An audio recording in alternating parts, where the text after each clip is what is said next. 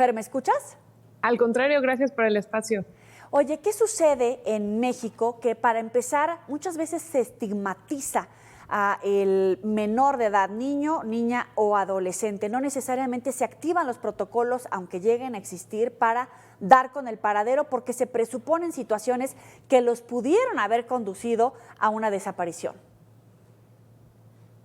Pues mira, creo que sin ser experta en el tema, lo que estamos viendo en general en el proceso de investigación de tanto las fiscalías generales o las fiscalías estatales se refleja también mucho con lo que hemos monitoreado desde el INCO en las fiscalías anticorrupción, y sí tiene que ver con las capacidades institucionales y también con las capacidades de investigación que tengan los distintos entes, desde los ministerios públicos, los policías de investigación y los peritos, en este caso que siempre pues nos hemos enfocado en los delitos de corrupción, pero que poco a poco podemos extrapolar a otros delitos como podría ser la desaparición y los delitos relacionados con la seguridad por la falta de herramientas tanto humanas como económicas como institucionales que pueden afectar en primer lugar el trabajo y la investigación de las fiscalías, y en segundo lugar lo que esto implica para las investigaciones y para la sanción, prosecución de los delitos. Entonces, en el IMCO el análisis siempre ha sido hacia las instituciones, qué falta, cuáles son las capacidades que tienen y cómo mejorarlas en esa materia, justo para evitar este tipo de retos ya mucho más tangibles y enfocados a la ciudadanía y a los problemas que esta misma enfrenta. Pero platicando con expertos en materia de desaparición, nos advierten que uno de los grandes obstáculos para buscarlos y localizarlos es la red de corrupción en las fiscalías, la falta de acción en primera instancia para levantar incluso una denuncia o para que inicie el ciclo de búsqueda porque están vinculados con criminales. Al respecto, ¿qué información tienen?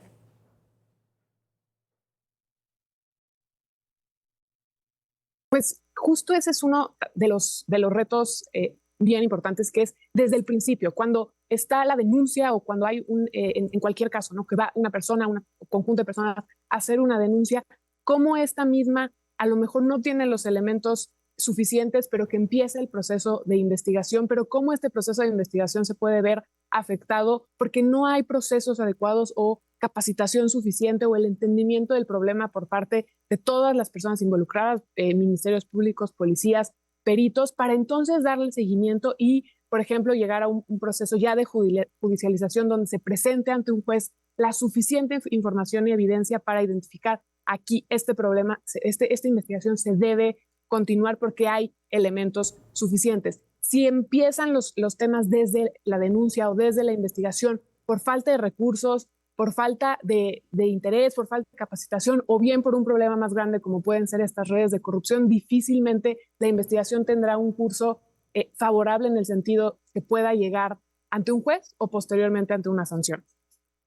Dime algo, ¿qué pasa en la parte donde muchas de los testimonios con los que hemos podido platicar y expertos en el tema nos advierten que incluso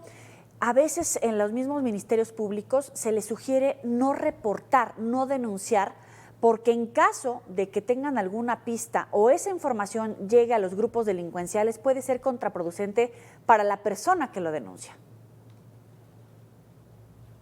Exactamente, y eso, aunque en el tema del crimen organizado, de violencia, no lo hemos estudiado, lo puedo tratar de hilar un poco con lo que vemos cuando son los denunciantes, ¿no? Los denunciantes de las mismas organizaciones, de las mismas instituciones públicas, o bien de alguien que detectó que hay un delito, que hay una red de corrupción, una práctica de algún delito en materia de seguridad o en materia de corrupción, pero que el incentivo de hablar, de levantar la voz es menor por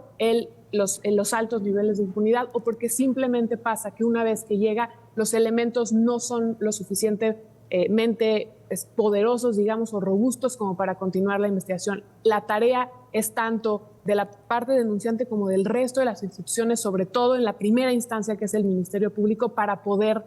darle una mejor salida o una mejor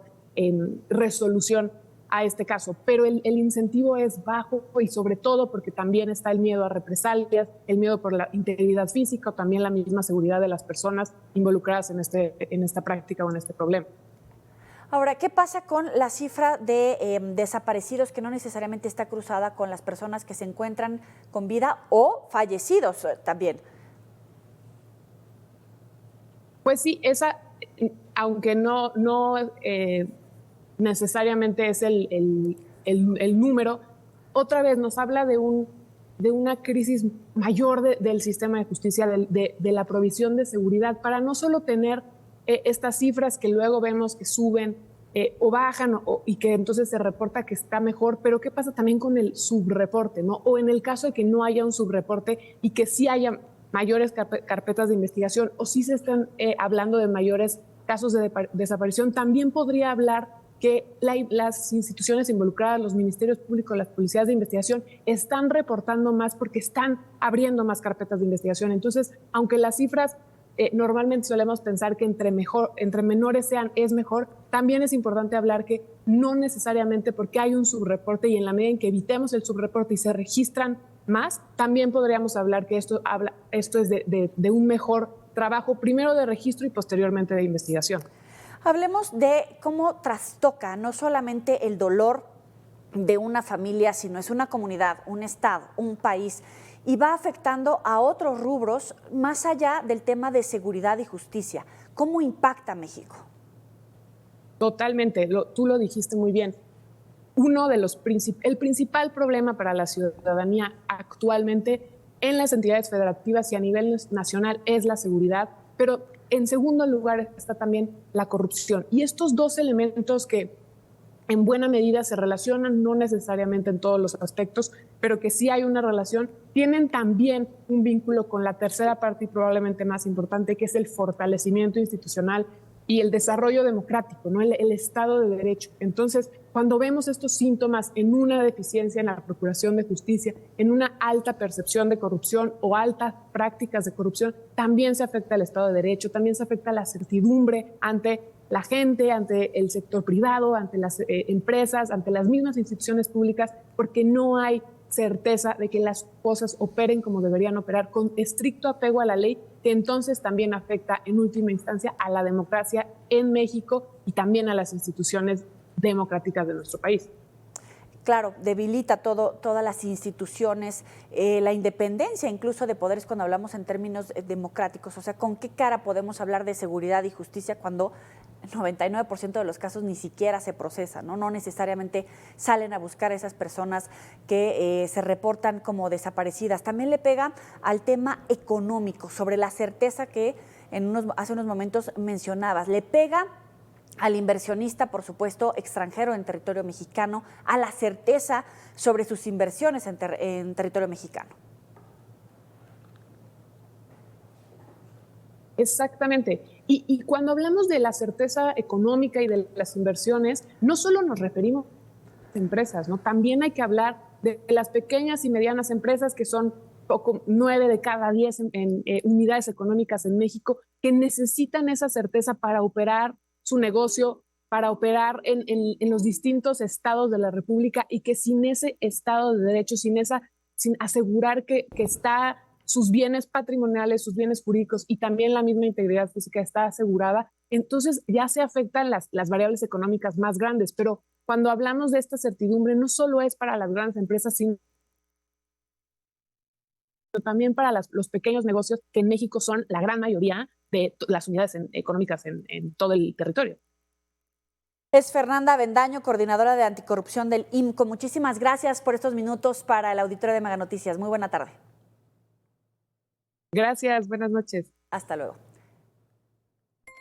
Bueno, vamos ahora con esta información porque hablábamos